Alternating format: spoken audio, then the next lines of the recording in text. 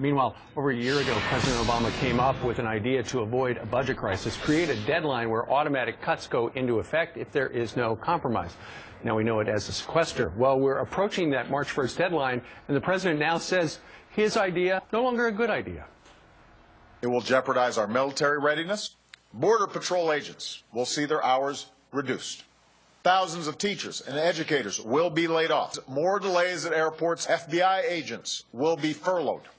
Federal prosecutors will have to close cases and let criminals go. Are you willing to see a bunch of first responders lose their job because you want to protect some special interest tax loophole? That's the choice. That's the question. But you gave us that choice. Did he ever intend for this to work, or is he just using it as blackmail to get Americans to pay higher taxes? Stuart Varney is here. Stuart, people are so confused. Bob Woodward writes it was his idea. Now he acts like it's been thrust upon him.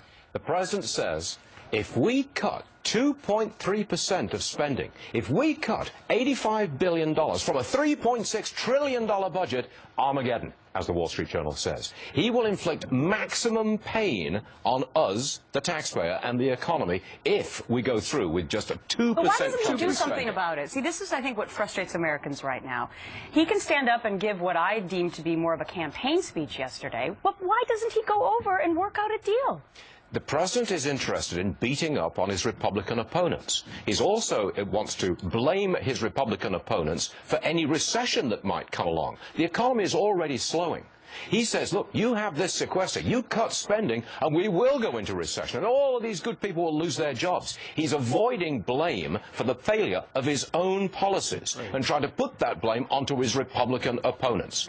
That's what's happening. Okay, you just cited the Wall Street Journal op-ed that has the President Armageddon, because, you know, he's talking about how the sky is going to fall. But he's talking about how this $85 billion spending cut would throw us into a recession, whereas we just got whacked with $160 billion, essentially a double tax increase, but that's not going to cause any problem. Apart from which, the $85 billion cut, if we go through with it, matched by the $60 billion extra spending we just voted in favor of for Sandy Storm relief.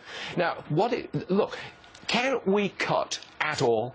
Is there no cut that we can make in a $3.6 trillion economy? We can't do that? What kind of message are we sending to the rating agencies who will downgrade us if we don't get a handle on our debt? How do you explain the market going up when the sequester seems inevitable? And because the market, the stock market, I think, believes that we need some spending cuts. We need to show that we can get a handle on our debt. And if we don't get a handle on our debt, we'll be downgraded. The market wants, I'm not saying the market wants spending cuts. The market wants us to get a grip. That's what it wants us to do. And in fact, if this were to go through, and on the op-ed page of the Wall Street Journal, they said if this is the only way that a spending cut's going to happen, so be it. Let it happen. It'll be good for the economy. Yep. If there were a sequester, ultimately, we might actually not see our credit downgraded because, you know, the rating agencies would say, you know what, they're doing something. Not a great idea, but they're doing something. Are you trying to tell me that we can't cut